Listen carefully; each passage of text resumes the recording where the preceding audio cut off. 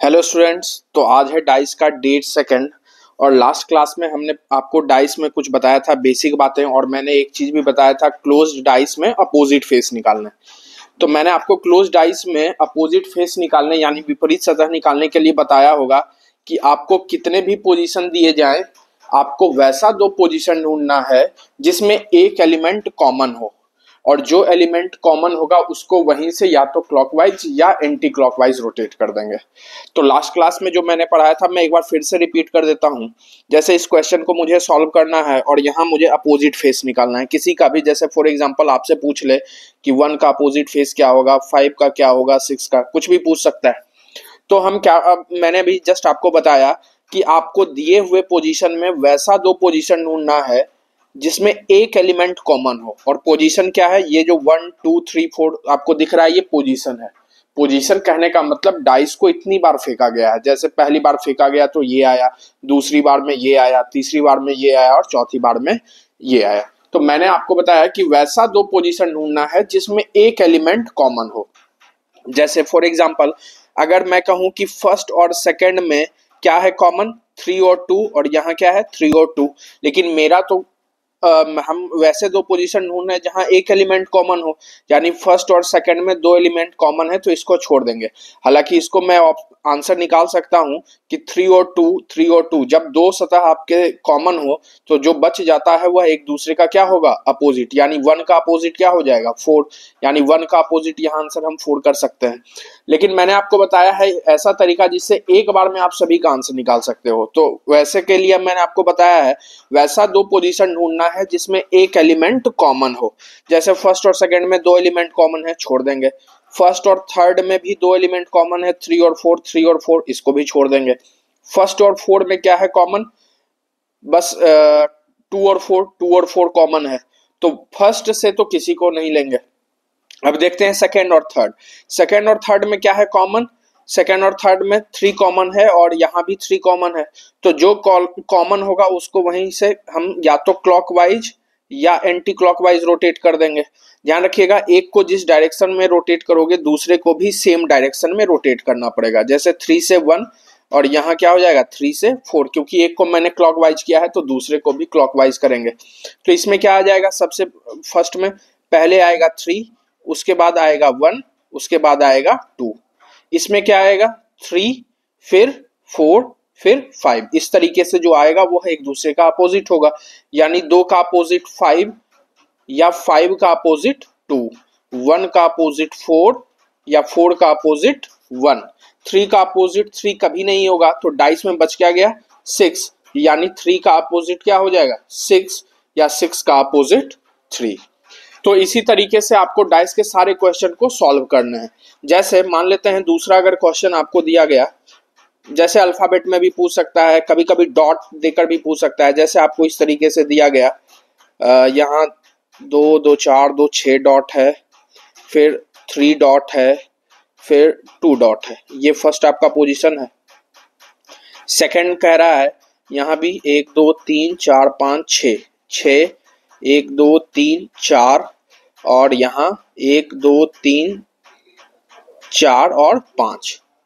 अब इसमें आपको निकालना है तो आप क्लियरली देख सकते हो यहाँ 3, यहाँ 6, यहाँ 2, यहाँ 6, यहाँ 4 और यहाँ 5।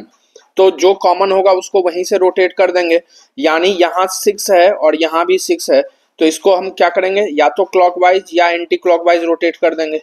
ठीक है, तो यहाँ आएगा 6, फिर आएगा 3, फिर आएगा 2 और यहाँ आएगा 6, फिर आएगा 5, फिर आएगा फिर आएगा 4, ये है 4 और ये आएगा 5। तो 2 का अपोजिट 5, 3 का अपोजिट 4, 6 का अपोजिट 6 नहीं होगा तो क्या होगा 1। और इसी तरीके के क्वेश्चन ही पूछे जाते हैं। आप ध्यान रखिएगा, आप कोई भी आप ईयर का किसी भी ईयर के क्वेश्चन को उठाइए आपको इसी तरीके से क्वेश्चन मिलेगा। तो करना क्या है, आपको दिए हुए पोजीशन में वैसा दो पोजीशन ढूंढना है जिसमें एक ही एलिमेंट कॉमन हो और जो एलिमेंट कॉमन होगा उसको वहीं से क्लॉकवाइज या एंटी क्लॉकवाइज रोटेट कर देंगे। जैसे यहाँ है 1 6 4 3 5 6 1 4 2 और यहाँ किसी से आपका अपोजिट फेस पूछ रहा है तो आप एक ही बार में निकाल सकते हो।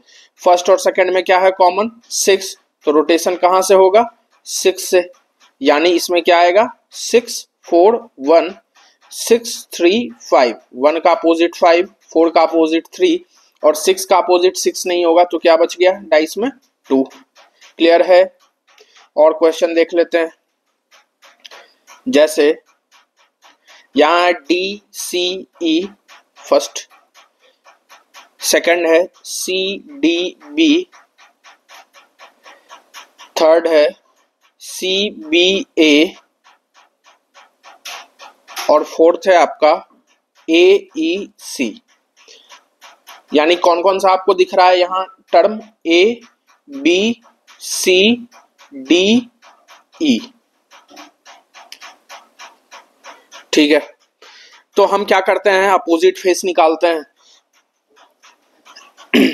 ए बी सी डी ई। ठीक है, अब यहां हम अपोजिट फेस निकालते हैं। जैसे मैंने आपको बताया कि दिए हुए पोजीशन में कोई भी वैसा दो पोजीशन ढूंढना है जहां एक एलिमेंट कॉमन हो। जैसे फर्स्ट और सेकंड में देखें तो सी और डी मिल रहा है और यहां आपसे पूछा जा रहा है कि डी का अपोजिट फेस क्या होगा। क्वेश्चन में ये आपसे पूछा जा रहा है। तो फर्स्ट और सेकंड में दो कॉमन है, छोड़ देंगे। फर्स्ट और थर्ड देखते हैं, फर्स्ट और थर्ड में क्या होगा, क्या क्या है कॉमन, सी और यहां भी क्या है सी, तो रोटेशन कहां से होगा सी से, यानी सी से हम क्लॉकवाइज रोटेट कर देते हैं, इसको भी सी से क्लॉकवाइज रोटेट कर देते हैं। तो पहले आएगा सी, फिर उसके बाद आएगा ई, फिर आएगा डी।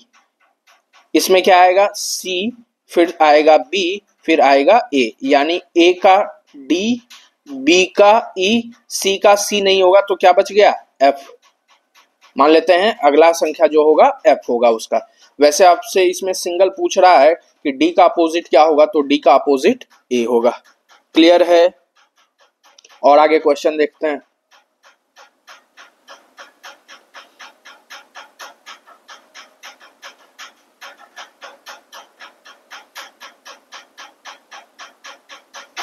आगे क्वेश्चन है आपका, यहां है 6 3 5 4 5 1 और ये मैं वैसे क्वेश्चन को ले रहा हूं जो प्रीवियस ईयर में पूछे गए हैं 1 3 2, और एग्जाम में आपसे किसी एक का ही अपोजिट फेस पूछेगा। यहां आपसे पूछ रहा है कि दो का अपोजिट फेस क्या होगा, तो वैसा दो पोजीशन ढूंढना है जिसमें एक एलिमेंट कॉमन हो। तो फर्स्ट और सेकंड में देखें क्या है कॉमन 5, तो रोटेशन कहां से होगा 5 से, और यहां भी क्या हो जाएगा 5 से, यानी 5 6 3 5 1 4, तो 3 का अपोजिट 4, 6 का अपोजिट 1 और 5 का क्या हो जाएगा 2, यानी 2 का अपोजिट यहाँ क्या हो जाएगा 5। तो इसी तरीके से आपको निकालना है। क्योंकि वीडियो में मैं बहुत सारे क्वेश्चन को प्रैक्टिस नहीं करवा सकता, लेकिन हाँ इतना क्वेश्चन करवा दिया हूं ताकि आपको किसी भी टाइप का क्वेश्चन आए तो आप इजीली सॉल्व कर सकते हो। क्लियर है। यानी क्लोज डाइस में आप अपोजिट फेस पूछा जाए तो आप निकाल सकते हो। अब हम लोग सीखते हैं क्लोज्ड डाइस में एडजेसेंट फेस निकालना। क्लोज्ड डाइस में एडजेसेंट फेस निकालना, और मैंने आपको पहले ही बताया है कि कभी भी अपोजिट फेस एडजेसेंट नहीं हो सकता। यहां मैं नोट कर कर लिख देता हूं, नोट, कभी भी अपोजिट फेस एडजेसेंट नहीं हो सकता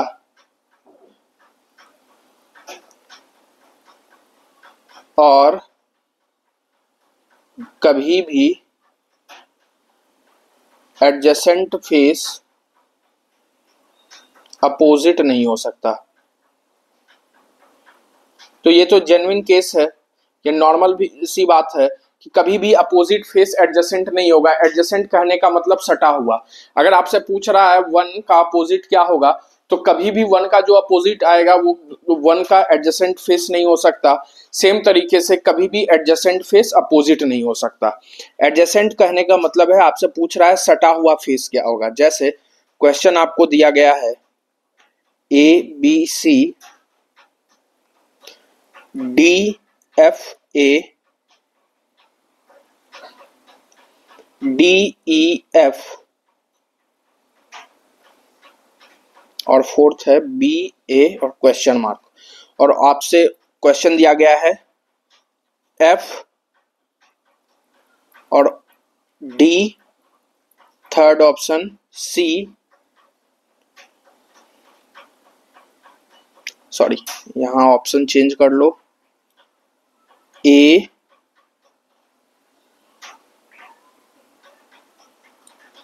E, यहां ऑप्शन चेंज कर लो, E, D और यहां फोर्थ हो जाएगा F। चलिए, तो यहां आपको 4 पोजीशन दिया गया है और फाइनल आपसे पूछ रहा है कि यहां क्वेश्चन मार्क क्या होगा। क्वेश्चन मार्क का कहने का मतलब ये है कि आपसे ये पूछ रहा है कि एडजेसेंट फेस क्या होगा, यानी सटा हुआ फेस क्या होगा। इसके पहले हम लोग जो भी सीख रहे थे क्लोज्ड डाइस में अपोजिट फेस निकालना, यहां हम सीखेंगे क्लोज्ड डाइस में एडजेसेंट फेस निकालना यानी सटा हुआ। तो बनाने का तरीका बिल्कुल सेम। सबसे पहले हम ये निकाल लेते हैं कि ए और बी का अपोजिट फेस क्या होगा, और हमें पहले से ही पता है कि अपोजिट फेस कभी एडजेसेंट नहीं होगा। तो जो ए और बी का अपोजिट फेस आएगा उसको हम एलिमिनेट कर देंगे, जो बच जाएगा वो एडजेसेंट होगा, हाँ या ना। फिर से मैं समझाता हूं। यहाँ आपको 4 पोजीशन दिए गए हैं और आपसे पूछ रहा है कि बताइए ए और बी का एडजेसेंट फेस क्या होगा। तो सबसे पहले हम क्या करेंगे, अपोजिट फेस निकाल लेंगे, ए और बी का अपोजिट फेस क्या होगा। और हमें पता है अपोजिट फेस कभी भी एडजेसेंट नहीं हो सकता, तो ए और बी का जो अपोजिट फेस आएगा वो एडजेसेंट नहीं होगा, तो हम ऑप्शन से एलिमिनेट कर लेंगे, जो बच जाएगा वो उसका एडजेसेंट फेस होगा। तो बनाने का तरीका बिल्कुल सेम, दिए हुए पोजीशन में वैसा 2 पोजीशन ढूंढना है जिसमें एक एलिमेंट कॉमन हो। तो दिए हुए पोजीशन में अगर हम फर्स्ट और सेकंड को देखें तो कौन सा कॉमन एलिमेंट है, ए। तो रोटेशन कहां से करेंगे, ए से, या तो क्लॉकवाइज या एंटी क्लॉकवाइज। तो एक को जिस डायरेक्शन में रोटेट करोगे दूसरे को सेम डायरेक्शन में रोटेट करना पड़ेगा। तो क्या आ जाएगा मेरा, ए बी सी। नेक्स्ट क्या आ जाएगा, ए डी एफ, यानी सी का अपोजिट एफ, बी का अपोजिट डी और ए का अपोजिट कभी ए नहीं होगा, तो क्या होगा, ई।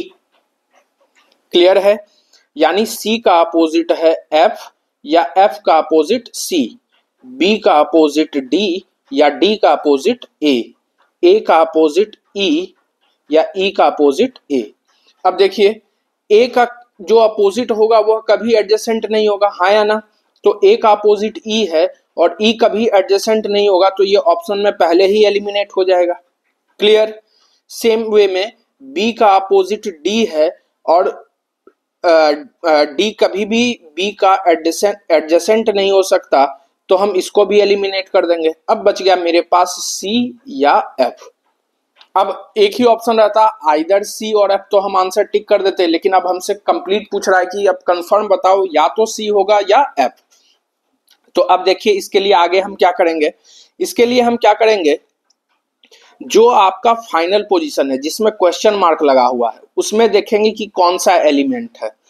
तो जिसमें क्वेश्चन मार्क लगा हुआ है उसमें ए और बी है, हाँ या ना। फिर हम पीछे वाले पोजीशन में देखेंगे कि कहाँ ए और बी है, तो हमें क्लियरली दिख रहा है फर्स्ट में ए और बी है।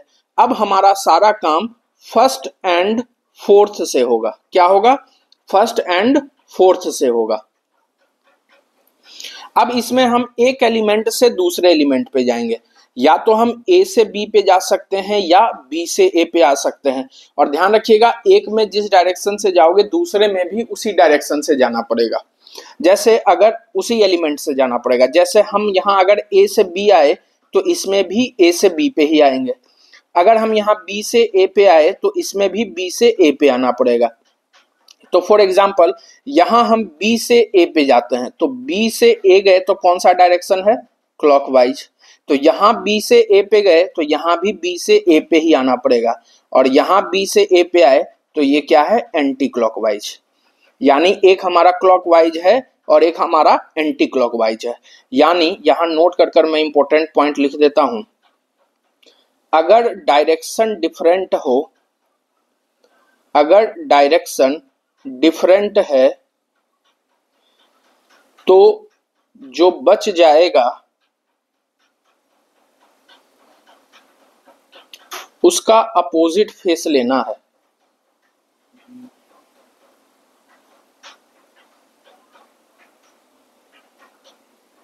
और अगर डायरेक्शन सेम हो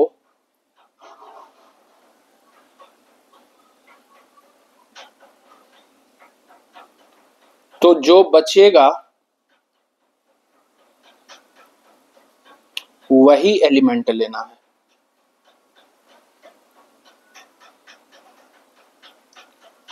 फिर से समझिए क्या है।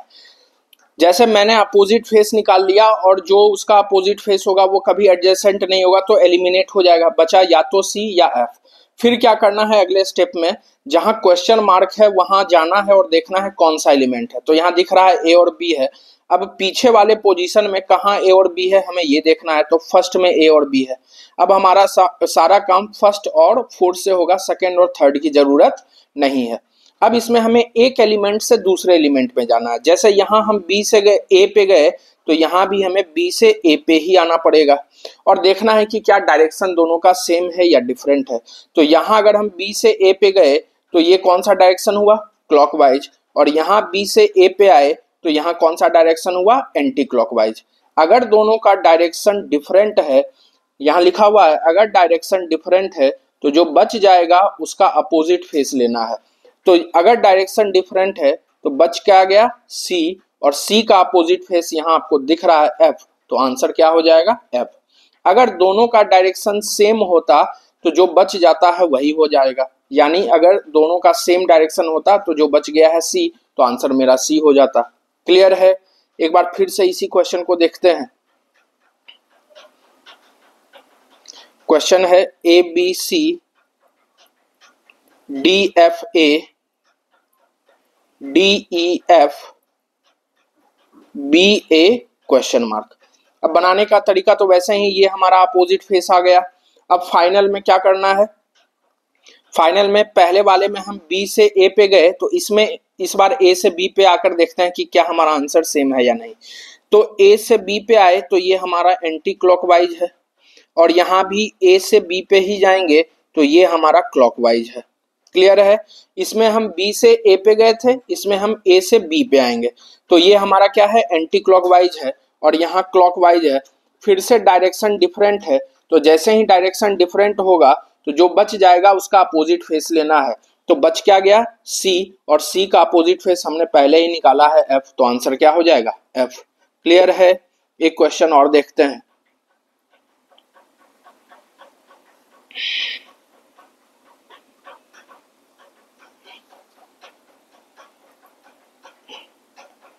B A C D F A D F E B A और क्वेश्चन मार्क। बनाने का तरीका बिल्कुल सेम। कोई भी दो पोजीशन लेना है जिसमें एक एलिमेंट मिल रहा हो। तो फर्स्ट और सेकंड में क्या मिल रहा है, ए, तो रोटेशन कहाँ से होगा, ए से। अगर एक को क्लॉकवाइज घुमाए हैं तो दूसरे को भी क्लॉकवाइज घुमाना पड़ेगा। तो इसमें आएगा ए फिर सी फिर बी, इसमें क्या आएगा, ए फिर डी फिर एफ, यानी बी का अपोजिट एफ, सी का अपोजिट डी और ए का अपोजिट ए नहीं होगा तो क्या होगा, ई। अब बी यहां दिख रहा है, बी का अपोजिट एफ कभी हो सकता है इसका एडजेसेंट, नहीं, तो ये तो एफ होगा नहीं। ए दिख रहा है, ए का अपोजिट ई कभी होगा यहाँ एडजेसेंट, नहीं, तो ई भी नहीं होगा। अब वहां या तो सी होगा या डी होगा। अब सी और डी में क्या होगा ये देखते हैं। तो हमें देखना है कि फाइनल पोजीशन जिसमें क्वेश्चन मार्क लगा हुआ है उसमें कौन सा एलिमेंट है, ए और बी। पीछे कहाँ ए और बी है, तो फर्स्ट में, यानी अब हमारा सारा काम फर्स्ट और फोर्थ से होगा। अब इसमें हमें एक डायरेक्शन से दूसरे डायरेक्शन में जाना है, एक एलिमेंट से दूसरे एलिमेंट पे जाना है। अगर बी से यहाँ हम ए पे आए तो यहाँ भी बी से ए पे ही आना पड़ेगा। अगर बी से यहाँ ए पे आए तो ये है हमारा क्लॉकवाइज, और यहाँ भी बी से ए पे आए तो ये भी हमारा क्या है, क्लॉकवाइज। और डायरेक्शन दोनों में सेम है तो मैंने लिखा है यहाँ, अगर डायरेक्शन सेम होगा तो जो बचेगा वही एलिमेंट लेना है। दोनों में सेम है तो बच क्या गया, सी, तो आंसर क्या हो जाएगा, सी। क्लियर है। इस वीडियो को एक दो बार रोक कर देखिएगा, आपको क्लियरली आंसर दिख जाएगा। क्लियर। एक और क्वेश्चन देखते हैं।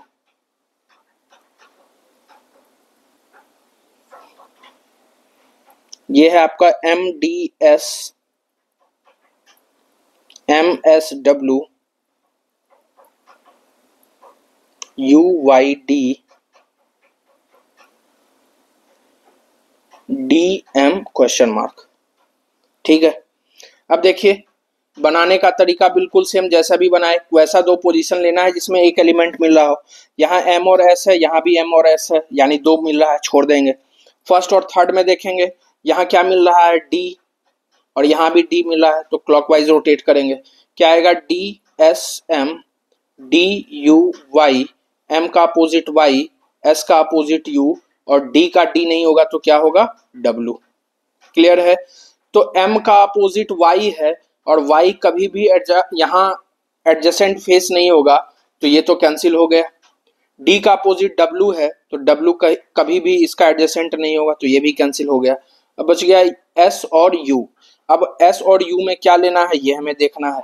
तो मैंने आपको बताया सीधे आना है क्वेश्चन मार्क पे, और जो एलिमेंट दिख रहा है हमें देखना है वही एलिमेंट कहाँ है। तो यहाँ D और M दिख रहा है, पीछे वाले पोजीशन में कहाँ M और D है, तो फर्स्ट में। यानी अब आपका सारा काम फर्स्ट और फोर्थ से होगा। अब इसमें एक एलिमेंट से दूसरे एलिमेंट पे जाना है। फॉर एग्जांपल अगर D से M पे गए तो यहाँ भी D से M पे ही आना होगा, हाँ या ना। D से M पे आए, ये है हमारा क्लॉकवाइज, और यहाँ D से M पे आए तो ये है हमारा एंटी क्लॉकवाइज। डायरेक्शन दोनों में डिफरेंट है, तो जो बच जाएगा उसका अपोजिट फेस लेना है। यहाँ देखिए लिखा हुआ है रूल, अगर डायरेक्शन डिफरेंट है तो जो बच जाएगा उसका अपोजिट फेस लेना है। यहाँ भी देखिए डायरेक्शन दोनों में डिफरेंट है, एक में क्लॉकवाइज है एक में एंटी क्लॉकवाइज है, तो जो बच गया है उसका अपोजिट फेस लेना है। तो S का अपोजिट फेस क्या दिख रहा है यहाँ U, तो आंसर क्या हो जाएगा U। क्लियर है? तो इसी तरीके से आपको लेना है। यानी हम लोग क्लोज्ड डाइस में अपोजिट फेस और एडजेसेंट फेस सीख चुके हैं। अब हम सीखेंगे ओपन डाइस में अपोजिट फेस। ओपन डाइस में अपोजिट फेस निकालना सीखेंगे।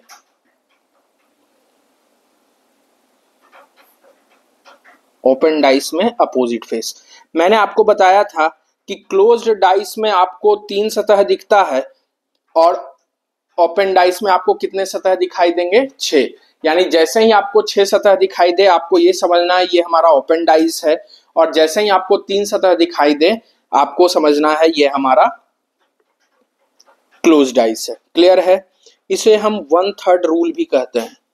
1/3 रूल, इसका मतलब ये है कि 1 का अपोजिट थर्ड वाला होगा, यानी 1 से काउंटिंग करते हुए आपको 3 तक पहुंचना है, और जो आपका फर्स्ट और थर्ड होगा वह एक दूसरे का अपोजिट होगा। जैसे फॉर एग्जांपल ABCDE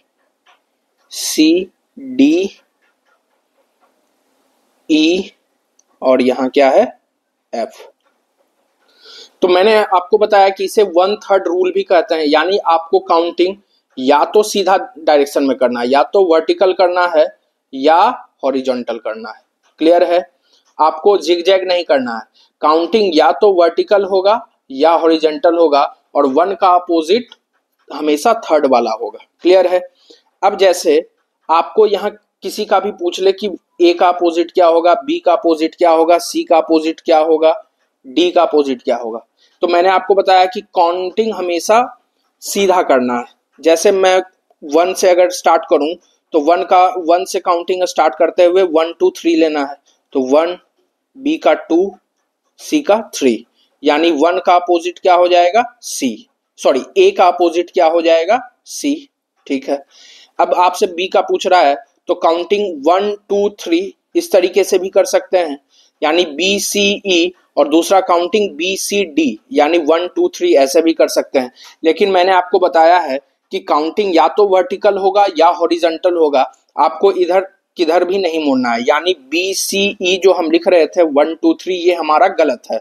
सही क्या है BCD, यानी काउंटिंग हमेशा वर्टिकल होगा या हॉरिजॉन्टल होगा, कहीं मुड़ना नहीं है। जैसे यहाँ ऐसे जाकर ऐसे मुड़ गए तो ये हमारा गलत है। काउंटिंग हमेशा या तो वर्टिकल होगा या हॉरिजॉन्टल होगा। यानी जैसे मैंने A का निकाला था 1 2 3, तो A का अपोजिट क्या हो जाएगा C। सेम वे में बी का हमसे पूछ रहा है तो बी का क्या हो जाएगा, बी सी डी, यानी बी का अपोजिट क्या हो जाएगा, डी, और जो बच जाता है वह एक दूसरे का अपोजिट होता है, तो बच क्या गया, एफ और ई, यानी ये एक दूसरे के क्या हो जाएंगे, अपोजिट। क्लियर है, क्लियर है, कमेंट में बताइएगा। जैसे एक क्वेश्चन और लेते हैं,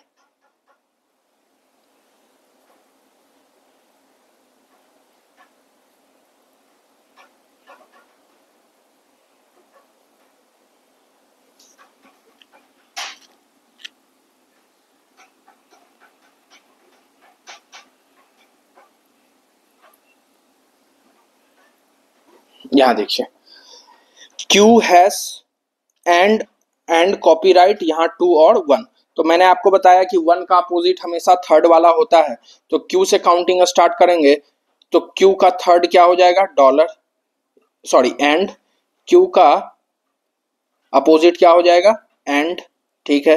हैज का क्या हो जाएगा, कॉपीराइट, सॉरी कॉपीराइट, और 2 का अपोजिट क्या होगा, 1, यानी काउंटिंग हमेशा 1 2 3 करना है, और 1 का अपोजिट हमेशा थर्ड वाला होता है। क्लियर है, नेक्स्ट देखते हैं।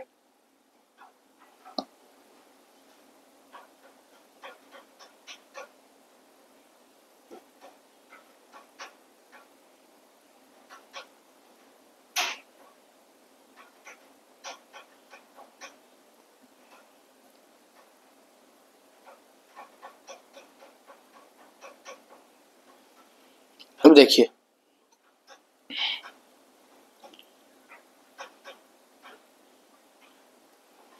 यहां देखिए, ए का अपोजिट क्या हो जाएगा, सी, यानी ए से स्टार्ट करते हुए सी पे जाना है। बी का अपोजिट क्या हो जाएगा, जी, और डी का अपोजिट क्या हो जाएगा, ई। सीधा आपको फर्स्ट एंड थर्ड लगाना है, फर्स्ट का अपोजिट हमेशा थर्ड वाला होता है। क्लियर है, नेक्स्ट और देखते हैं।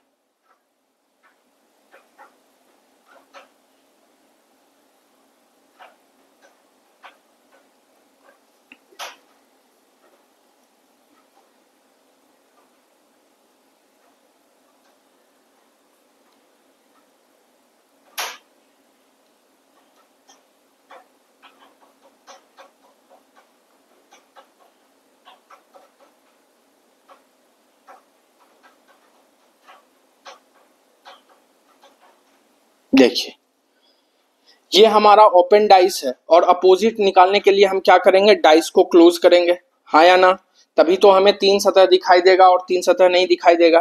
तो ए का अपोजिट तो सी हो जाएगा, ए का अपोजिट सी, बी का अपोजिट 3, और डी का अपोजिट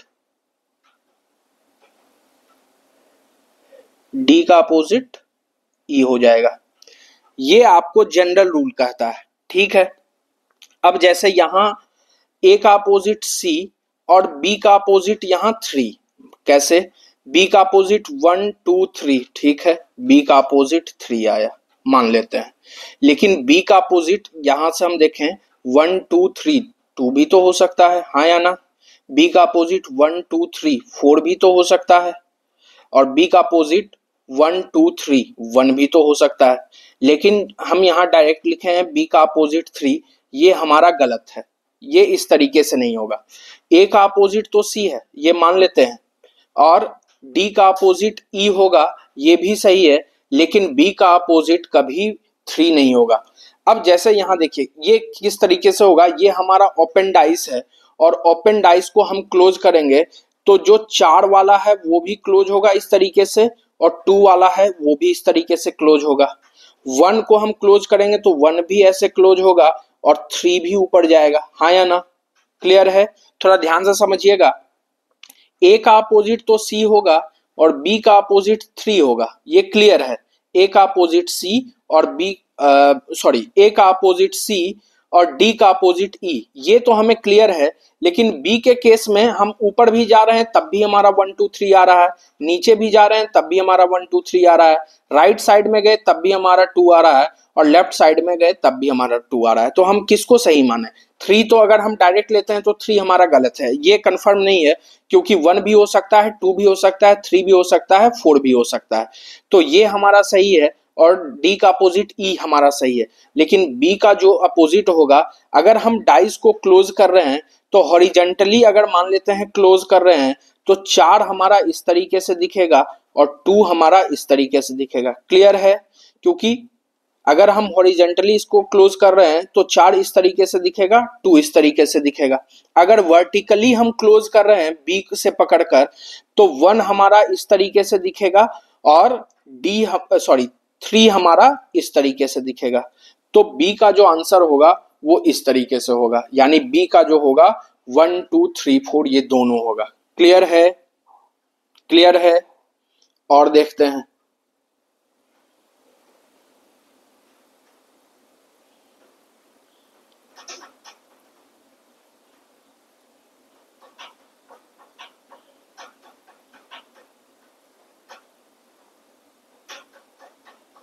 मान लेते हैं ये इस तरीके से है, ये ए, फिर बी, फिर सी, और इस तरीके से है, यहां लाइन बना हुआ। नेक्स्ट ई, और ये इस तरीके से है, और यहां भी डी है और इस तरीके से है बना हुआ। अब ए का अपोजिट क्या होगा? सी, 1 2 3, ए का अपोजिट सी, डी का अपोजिट ई। लेकिन हम बी से काउंट करें, बी से अगर हम काउंट करें तो 1 2 3 ये भी हो सकता है, 1 2 3 ये भी हो सकता है, 1 2 3 ये भी हो सकता है, और 1 2 3 ये भी हो सकता है। तो ए का अपोजिट तो सी है, डी का अपोजिट ई है। अगर बी को हम देखें, बी से अगर हम क्लोज करते हैं, अगर हॉरिजॉन्टली क्लोज करते हैं तो यहाँ जो 3 लिखा हुआ है ये क्लोज इस तरीके से होगा, और ये 3 वाला जो यहाँ लिखा हुआ है ये क्लोज इस तरीके से होगा। क्लियर? अगर हम वर्टिकली क्लोज करते हैं बी को पकड़कर तो ये 3 वाला इस तरीके से क्लोज होगा, और यहां जो नीचे वाला 3 है ये ऊपर इस तरीके से क्लोज होगा। तो आंसर हमारा इस तरीके से बनेगा, यानी बी का अपोजिट ये होगा। क्लियर? नेक्स्ट और क्वेश्चन देख लेते हैं। 1 2 3 4 5 6। तो 1 का अपोजिट 3, 2 का अपोजिट 4, जो बच जाएगा वह एक दूसरे का अपोजिट होगा 5 और 6। अब देखिए कभी कभी इसमें ऑप्शन इस तरीके से देगा कि बताइए दिए हुए ऑप्शन में कौन सा सही है। ये डाइस ओपन तो है लेकिन आपको देगा क्लोज कर कर, यानी 4 2 5 5 6 3 1। अब आप आंसर सही होगा। तो इसमें क्या करना है, अपोजिट 3 देना है, और हमें पता है कि अपोजिट फेस कभी भी एडजेसेंट नहीं हो सकता, यानी 1 और 3 जहां भी आएगा वो कैंसिल आउट होगा, 2 और 4 जहां भी साथ में आएगा वो कैंसिल आउट होगा, और 5 और 6 जहां भी साथ में आएगा वो कैंसिल आउट होगा। तो जैसे 5 और 6 साथ में नहीं आने चाहिए, यहाँ 5 और 6 साथ में है तो ये कैंसिल हो गया, यानी ये तो होगा नहीं। 2 और 4 कभी भी साथ में नहीं आ सकते, यहाँ 2 और 4 साथ में है। 1 और 3 कभी भी साथ में नहीं आ सकते, यहाँ 1 और 3 साथ में है। अब यहाँ देखिए ये फर्स्ट आंसर हमारा सही हो गया। 1 का अपोजिट 1 का अपोजिट 3 नहीं है, 2 का अपोजिट 4 नहीं है, 5 का अपोजिट 6 इसमें नहीं है, यानी आंसर हमारा ये क्या हो जाएगा, फर्स्ट वाला सही हो जाएगा। क्लियर है? एक और क्वेश्चन देखते हैं।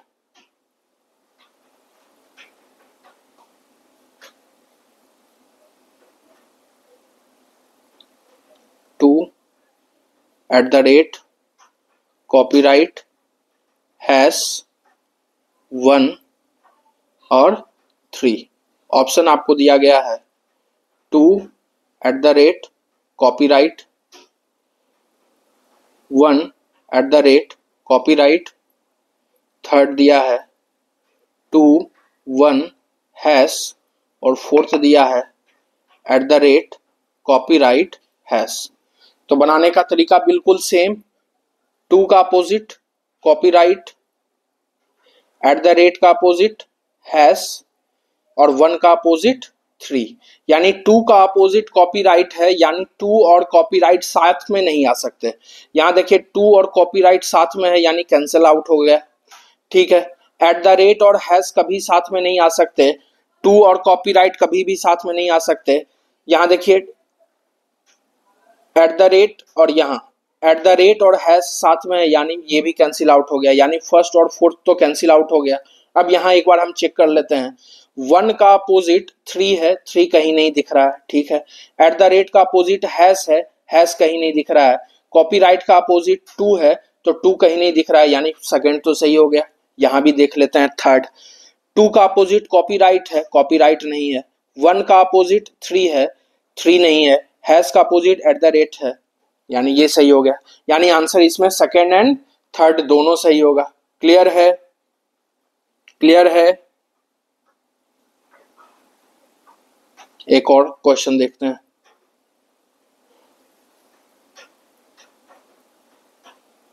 सॉरी,